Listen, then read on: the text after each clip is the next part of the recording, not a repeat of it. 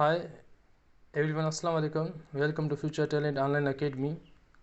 अॼु जे लेक्चर में असां सिखंदासीं सब्जेक्ट ऑब्जेक्ट वर्ब छा आहिनि. ठीकु आहे, तव्हांखे तमामु सुठे नमूने सां सम्झाया वेंदा. ही तव्हां जॾहिं लेक्चर ॾिसी बसि कंदो तव्हांखे उमेदु कजे थी तव्हांखे सॼो सब्जेक्ट ऑब्जेक्ट ऐं वर्ब सम्झ अची वेंदो. ठीकु आहे. अच्छा, सब्जेक्ट ऑब्जेक्ट ऐं वर्ब जेके असां सेंटेंस सां ॻाल्हाईंदा आहियूं, जेके असां जुमिला चवंदा आहियूं त उन्हनि में ई हूंदा आहिनि. ठीकु आहे. जेकॾहिं असां एग्ज़ाम्पल वठूं त हिते यू प्ले गेम. ठीकु आहे, तव्हां गेम खेॾो था. U play game. सभ खां पहिरीं ही जेको यू तव्हां ॾिसो था, यू छा आहे? सब्जेक्ट आहे. ठीकु आहे. छा इहे सब्जेक्ट आहे. सब्जेक्ट जो माना जेका आहे फाइल मतिलबु कम जो कंदड़. ठीकु आहे. ही प्ले जेको आहे ही वर्ब आहे. छा आहे? वर्ब फेल आहे, मतिलबु कमु आहे. ठीकु आहे. ऐं गेम जेको आहे ही ऑब्जेक्ट आहे.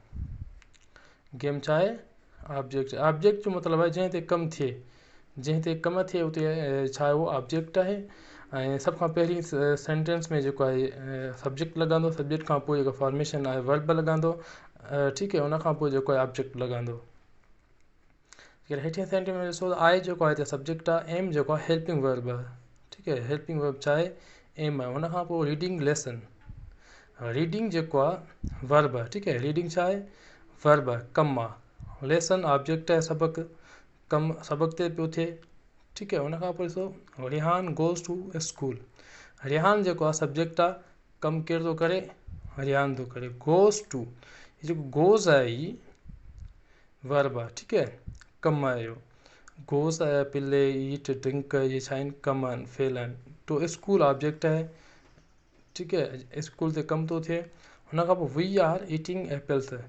असीं सूफ़ खाई रहिया आहियूं. वी जेको आहे हिते छा आहे?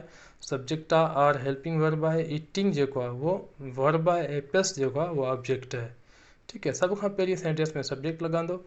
उनखां पोइ जेकॾहिं कंटिन्यूस टेंस आहे को बि त उते हेल्पिंग वर्ब लॻंदो. जंहिं टेंस जो आहे हुनखां पोइ ऑब्जेक्ट लॻंदो या वर्ब.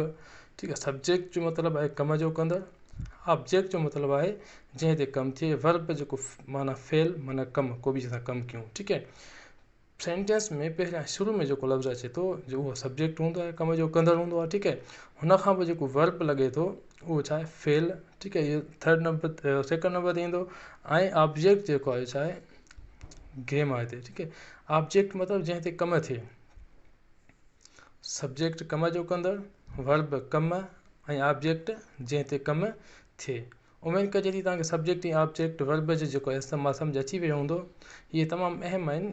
हिन जेकॾहिं फॉर्मेशन खां सवाइ तव्हां सेंटेंस स्ट्रक्चर सिखी बि कोन था सघो. ठीकु आहे. हीअ जेकॾहिं तव्हांखे सम्झ अची विया हूंदा त आसानी सां तव्हां सेंटेंस ठाहे सघो था. उमेदु कजे थी तव्हांखे अॼु जो लेक्चर पसंदि आयो हूंदो. वधीक अल्लाह हाफ़िज़. Thank U.